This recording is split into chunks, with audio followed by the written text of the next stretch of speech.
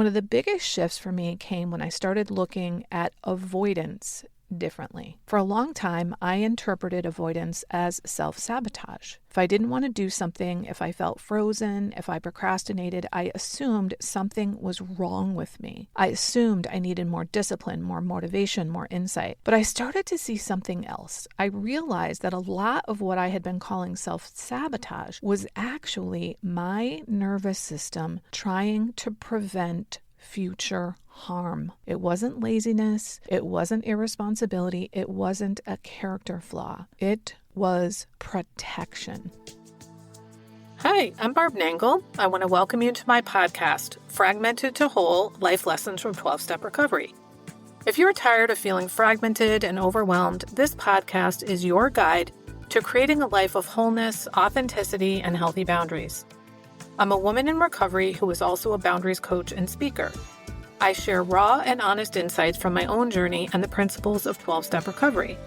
Discover how to set boundaries without guilt or shame, overcome people-pleasing tendencies, manage your emotions effectively, cultivate a stronger sense of self, and build healthier relationships. My approach is raw, honest, and sometimes a little bit, a lot sweary. I'm an avid beachcomber and a formerly closeted fan of the Hallmark Channel, especially Christmas movies. I wear fingerless gloves almost all year round because my hands are always cold, and I love taking pictures of license plates with my initials BN on them. I don't speak for or endorse any particular 12-step program for recovery. Though I'm a huge fan of 12-step recovery and a member of two such fellowships, I cannot speak for them. If you're ready for real talk and practical tools for transformation, keep listening.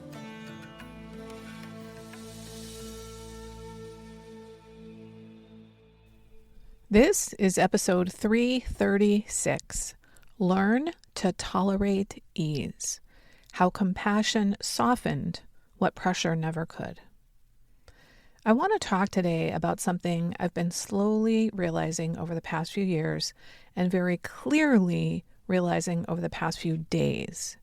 Before I begin, I want to invite you to arrive here with me for just a moment. If it feels okay, notice where you're sitting. Notice your feet on the floor or your back against the chair or the car seat, or the weight of your body where it's supported. Nothing needs to change. You don't need to calm down. Just notice that you're here. That's enough to begin. So here's what I want to talk about. It's about how much I was doing, why I was doing it, and what all of that effort was actually doing to me. This isn't an episode about productivity. It's not about manifesting or mindset or optimizing your nervous system. It's about what happens when you finally realize that you've been treating yourself like you're in trouble. A couple of years ago, I overheard someone say something that stopped me in my tracks. They said, "I've been treating myself like a project." And I remember thinking, oh my God, I've been treating myself like I'm a fucking project. Not a person, not a human being with seasons, limits, emotions, and a body that holds history. A project. Something to improve, something to manage, something to get right. That sentence cracked something open for me, even though I didn't fully understand it at the time. After that, I started resting more, slowly, intentionally. I scheduled an hour every day for lunch, and most days I spend that hour lying on the couch watching Hallmark movies or perhaps reading something comforting. Even though I stopped coaching on weekends at the end of 2023, I'd still been creating my podcast on weekends for the longest time. And then, of course, there was all the weekend mental work about my business. So I stopped working on weekends entirely, though I do still do an occasional workshop. Even that took practice. Even that, especially stopping creating my podcast on weekend, felt rebellious at first. And yet, despite all of that external rest, something inside me was still working very hard. I was still thinking, still evaluating, still monitoring myself, still wondering if I was doing enough, healing enough, regulating enough, trusting enough. And mind you, most of this was below the level of conscious thought. Over time, I kept letting go of more on the outside, more obligations, more pushing, more forcing. But recently, I realized something that surprised me. Even though I had been doing less externally, internally, I was still treating myself like I was failing. I had a lot of practices, nervous system practices, spiritual practices, recovery readings, gratitude lists, affirmations. None of them were wrong. Many of them had generally supported me at different points in my life.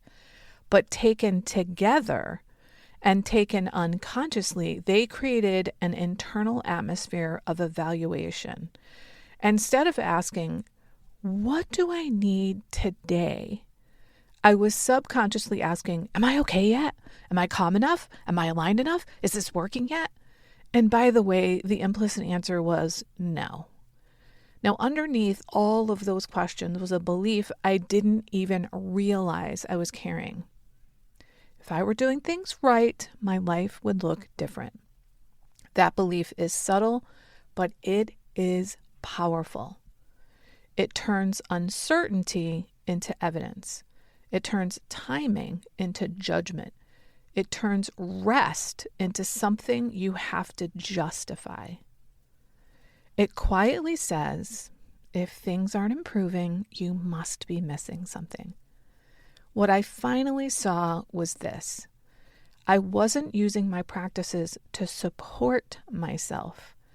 I was using them to correct myself. I was still trying to get myself into a state that felt acceptable. And that distinction matters. One of the biggest shifts for me came when I started looking at avoidance differently. For a long time, I interpreted avoidance as self-sabotage. If I didn't want to do something, if I felt frozen, if I procrastinated, I assumed something was wrong with me. I assumed I needed more discipline, more motivation, more insight. But I started to see something else. I realized that a lot of what I had been calling self-sabotage was actually my nervous system trying to prevent future harm. It wasn't laziness. It wasn't irresponsibility. It wasn't a character flaw. It was protection. When things felt uncertain, especially around money or the future, my system wasn't predicting disaster. It was saying, this feels dangerous. Please slow down. That was a huge reframe for me. I stopped arguing with fear. Instead, I started saying something very simple when my mind would catastrophize or start scheming. I would say, this is fear, not a forecast. Fear is a sensation. Fear is information. Fear is not prophecy. I gave fear a job with time limits. Its job was to alert me if I was actually unsafe. Its job was not to solve my life. Its job was not to run my thoughts. Its job was not to demand certainty. And when I did that, something softened. I also began to notice something else, a low-level sense of foreboding in my body. Not panic, not clear fear, just a hum of vigilance, a watchfulness. Almost like I was bracing for something unnamed. What I realized is that discomfort does not equal danger. Feeling unsettled does not mean something terrible is coming. Sometimes discomfort means something old is being felt for the first time. Sometimes it means you're no longer overriding your body. That realization brought a kind of existential relief I didn't even know I was missing. Another moment shifted everything for me. I pictured my future self, older, white hair. For some reason, she's wearing a white suit. I don't know why. Calm, steady. And I realized I have an elder, not someday, now. There was a felt sense that I'm not alone inside time. I wasn't just the one inside the struggle. I'm also the one who survives it. Something softened in the relational field, not outside of me, inside. This elder didn't promise outcomes. She didn't say everything will work out. She contextualizes. She says, given the circumstances, this response is actually remarkable. She reminds me that I'm not behind, I'm not broken, and I'm not in trouble. And that mattered more than any plan.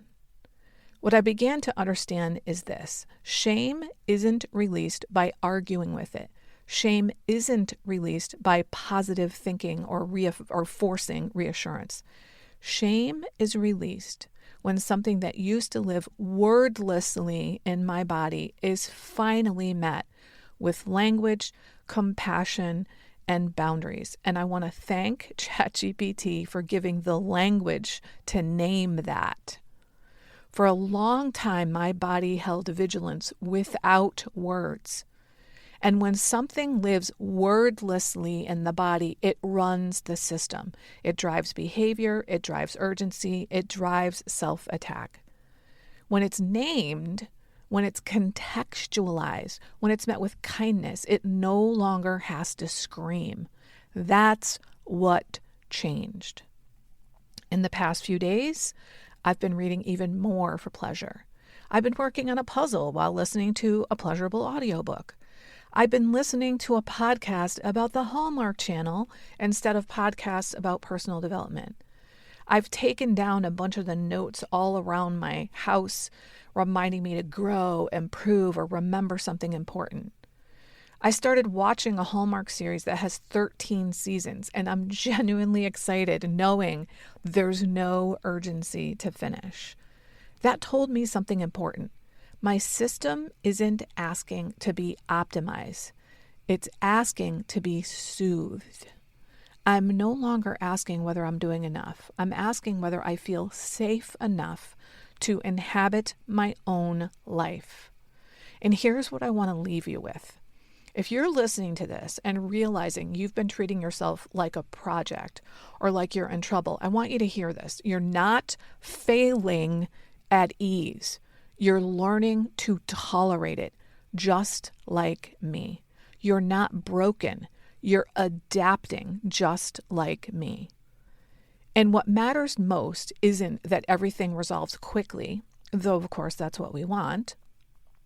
What matters is that you're now bringing language, compassion, and boundaries to something that used to live wordlessly alone inside your body. That's how shame actually releases. Not through effort, not through fixing, but through context. That's not time off, that's time in. And that is where real change actually happens. If you ever learned what to say when setting a boundary, but still found yourself caving 5 minutes later, there's a reason for that. Boundaries don't fail because you said it wrong. They fail because your nervous system doesn't feel safe yet. Most people try to set boundaries from guilt, fear, or over-responsibility. Then they wonder why their boundaries collapse the moment someone pushes back. What I teach is how to build internal safety first, so your no doesn't require justification, explaining, or rehearsing speeches in your head at 2 a.m. That's recovery informed. That's how boundaries actually stick. If you're tired of saying yes when you mean no and then beating yourself up for it, I offer a free 30-minute Say No Without Guilt call. No fixing, no pressure, just clarity about what's getting in your way and what could actually help. You can book it through barbchat.net. That's barbchat.net.